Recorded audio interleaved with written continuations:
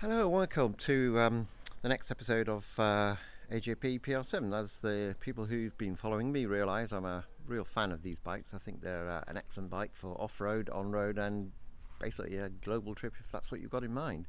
Anyhow, the trip I did earlier on the year to South America was on the 2019 PR7, and since the production of that, they've come up with a newer model.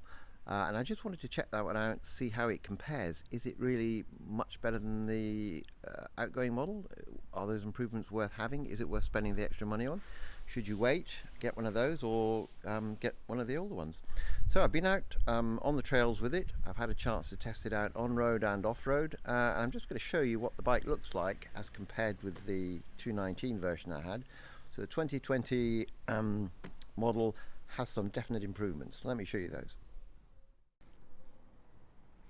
So what improvements have we got for the 2020 manufacturer of the AJP PR7? What improvements have we got?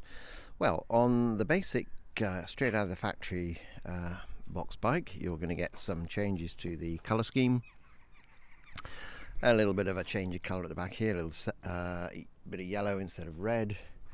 You're going to get the new Twin Air box with the washable sponge filter on the inside and the greater air intake at the front. This is great. A, you get more air rammed in, and B, you can wash the filter out, which is definitely a money saver when you're managing and servicing the bike. You're going to get better and more modified wing mirrors. You're going to get improved handguards, a little bit slightly different shape and look a bit tougher. You're going to get nice little flexible LED lights, so these take much less draw from the battery, and of course with less draw on the battery, that's a definite plus. But equal to that, underneath the seat here, they've changed the battery. We've got a higher quality battery with a higher wattage output, so that combined with less draw gives you more capability of adding extras on without worrying about it.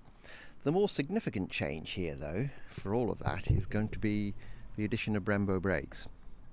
So what you get with a Brembo brake is much better sensitivity and feel when you're braking, matched with the higher power of the Brembo brakes and pads at the front end. Sprocket remains the same size, nothing's changed there. It's the addition of the Brembo brakes that give you that power. Fork colours are different. I don't think there's any change to the inners in here. I think they are the same forks, but a different colour.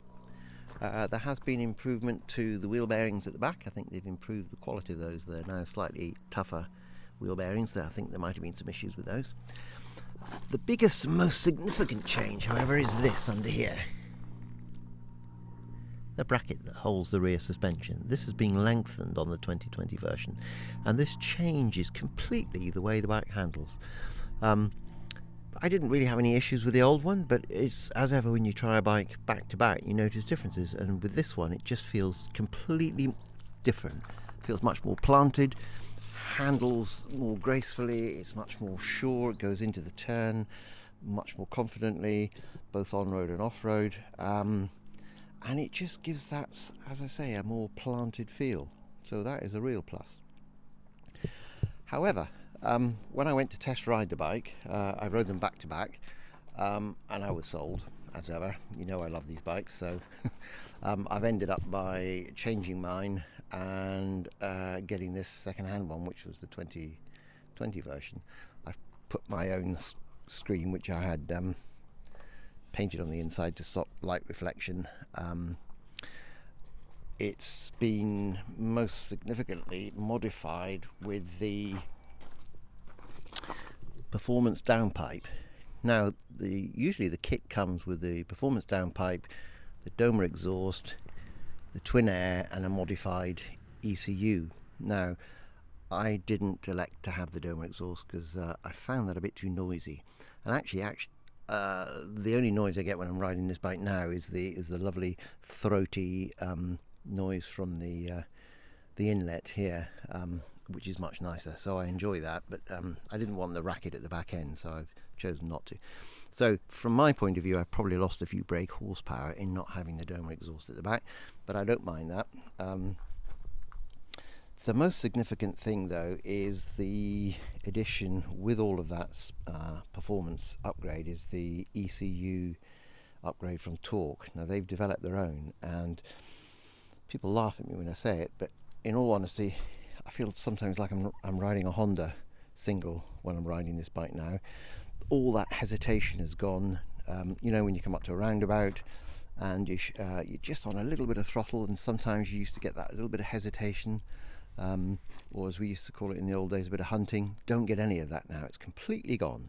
Bike fueling is absolutely spot on with this one.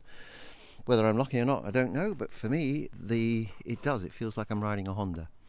So I'm as pleased as punch. Anything else I've added on this one? Got